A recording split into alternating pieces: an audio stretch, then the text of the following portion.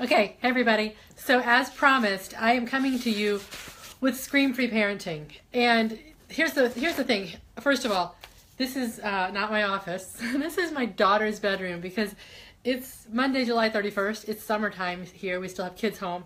And so this is the only place I thought I might be able to get a little peace and quiet. And I'm not even sure I'm going to have that. I've told them what I'm doing. I've told them not to interrupt me for a few minutes. So we'll see how this goes. So as I promised yesterday, I wanted to talk to you guys about ScreamFree parenting. Why? If you didn't watch yesterday's video, the reason that I talk about ScreamFree parenting in Mom's Running Club is that it's moms. We are moms. We're getting together to become fit and feel strong, but we're really getting together to share the experience of caring for ourselves in the best way possible because we really want to feel great as moms. So much of, for me, and I think for so many of the moms that I've talked to, so much of our fitness is really about feeling confident, feeling strong, feeling capable of being the kind of mom we want to be, being the kind of partner we want to be, being the kind of employee we want to be. And a lot of that stems from feeling healthy and strong, feeling comfortable, confident, like we have tons of energy, just feeling really clean and lean and mean, not mean, but clean and lean and badass and feeling just strong and healthy. So that's why fitness is a gateway to confidence, and running is a gateway to fitness, and that's what this is all about. But ultimately, we are moms first.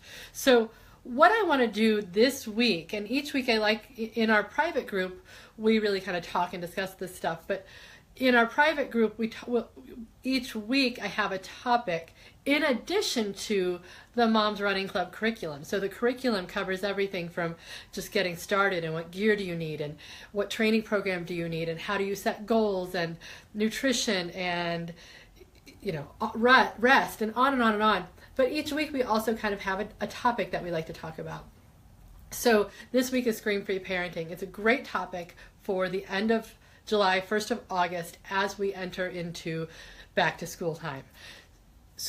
ScreamFree parenting, as I said yesterday, is a set of principles.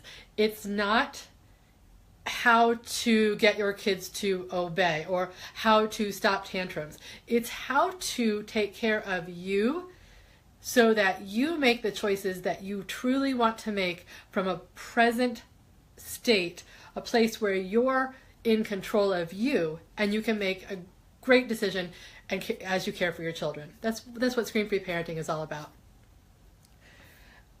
So I'm going to break this down this week. I don't want these videos to be too long because it's hard. We're all too busy to sit down and watch a half-hour, an hour-long video. So I'm going to break this down.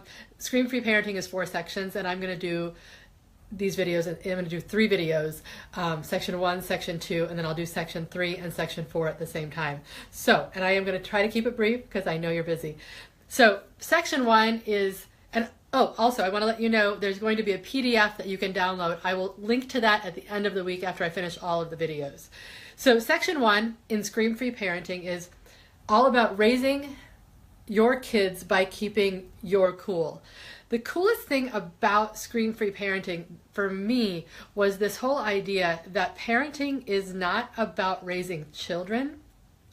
Parenting is about you. So as the parent, I mean, it's the verb is parenting, right? It's not childing, it's parenting. So when you're trying to think about how to be the best kind of parent you want to be, you're thinking about how to be the best you can be, not how to get your kids to do what you want. You do want to get your kids to do what you want, but you do that by being really present and approaching parenting from a really logical, really present, really calm place. So the greatest thing we can do for our children is learn to focus on ourselves. Because when we do that, whatever comes up with our parenting, whether we've got a toddler who's throwing a temper tantrum, or a teenager who's throwing a temper tantrum, or a teenager who is making bad decisions, or a middle schooler who's struggling academically, the best thing we can do as a parent is back off and focus on ourselves and our own reactions to the situation, calm ourselves down, whether it's our anxiety about what they're going through, or it's our anger at a behavior that they've exhibited, or our own reactions. The first thing we want to do is we kind of just want to calm ourselves down so that however we proceed with our child, it's deliberate. So the biggest lie we're told is that we're responsible for our children. Okay, right? What? Of course we're responsible for our children. We're responsible for keeping them safe, keeping them out of harm. But really, ultimately, we're responsible to our children. What does that mean? That means we're responsible to our children by how we present ourselves. We're not raising kids. Think about this. We're not raising kids. We're raising future adults. So every action, hopefully every interaction, and the truth is it's not going to be every interaction, but the more that you can make your interactions and your decisions and your consequences, and the boundaries that you set about how do I want this child to be at 25 or 35 or 45. And if right now you need to be a little uncomfortable because they're mad at you, that's okay. Because the result is, I don't care if they're mad at me now because I've told them they can't have X, Y, and Z. Because what they need to know right now is that X, Y, and Z doesn't come free.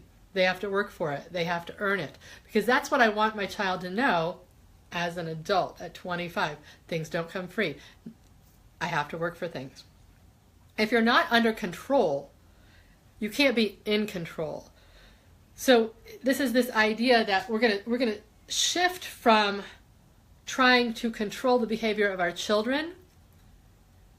We're not trying to intimidate them. We're not trying to scare them into, adhering to our rules. What we're trying to do is we're trying to calm ourselves down so that it's never about intimidation. It's more about influence. We want to influence our children so that they choose the right decision. Okay. Last thing I want to mention, growing up is hard to do, especially for grown-ups. Here's what I find to be a really magical element in ScreamFree parenting. And again, I'm just going to say, this ScreamFree parenting stuff is logical. It's super logical. It's just how it's packaged. So when I look at the 12 principles and when I follow the 12 principles, I feel better as a parent. But none of this is rocket science. It's just having these ideas and these principles in front of you. So the last thing I want to mention before I close out today's video is growing up is hard to do, especially for grown-ups. So this is principle number 3 in section number 1. Growing up is hard to do, especially for grown-ups. When we recognize, and I've talked to a lot of moms, and I think a lot of us do, but when we recognize that this is supposed to be hard, it's supposed to challenge us, and if we look at our parenting as an opportunity to grow instead of as illustrations of how we're failing and frustration and playing the victim of, oh my gosh, my kids are running all over me. If we look at it as, okay, this is hard and now it's time to buckle down, calm myself down, make a really good decision that I can feel really good about to grow myself up and mature myself and rise up to this challenge because I want to be a better person. That's ScreamFree parenting. That's a really important principle in ScreamFree parenting is this is all really hard. From day to day, we don't know what our kids are going to throw at us. The stakes get higher when they enter, adolescence. There's a lot more things that can scare us as parents and things that can go wrong for our children. And so growing up is hard to do, but we as parents, when you rise up to the challenge and when you say, I know it's going to be hard, but I want to be the best parent that I can be, and so I am going to face this challenge. I'm going to get uncomfortable. I'm going to allow myself to be matured by this. That's when you find the magic in parenting. And I talked a little bit yesterday about humility with your kids, so you're not going to be perfect. I screw up every day. But this idea of I'm growing as a parent, and when I make a mistake, I'm going to humbly admit that I made a mistake, and I'm going to seek forgiveness when necessary. That's what ScreamFree parenting is. So I tried to make this quick. I hope that this was insightful for you. But the bottom line is ScreamFree parenting is super logical. It's super simple. The principles, like I said, are all very logical, but it's not easy. So it's simple, but not easy. And that's why I like to share it, because I feel like every time I share it with another mom or another dad or set of parents, we develop this common language. So we develop this common language surrounding screen-free parenting and how, what it is hard. And we are raising future adults. And sometimes it's okay if they're mad at us. That's what screen-free parenting is. So tomorrow we're going to talk about keeping our cool means creating space. Actually, not tomorrow, Wednesday. So I'm going to do these videos Monday, Wednesday, Friday this week. And so I can get you all of your videos and hopefully, hit me with your questions about screen-free parenting. It's really good stuff. As I said, at the end of the week, I'm going to give you a PDF link that you can get because I want you to be able to have those principles in front of you. Print them out, put them on your refrigerator, stick them inside your calendar so that you can refer to them because, like I said, it's super logical stuff, but it is awesome when you have it all in front of you. I know it grounds me as a mom. I know it grounds me as a parent. The principles, I apply them to my marriage and my friendships and my sibling relationships because they are all logical, and it really is all about just being the best you that you can be. All right? Have an amazing day. Coming to you live from my daughter's bedroom. I don't know if you can see right below all the artwork are her rats, her pet rats. So thanks for sharing this time with me. Please hit me with your questions. I hope you have an amazing day. Go live out your awesome. See ya.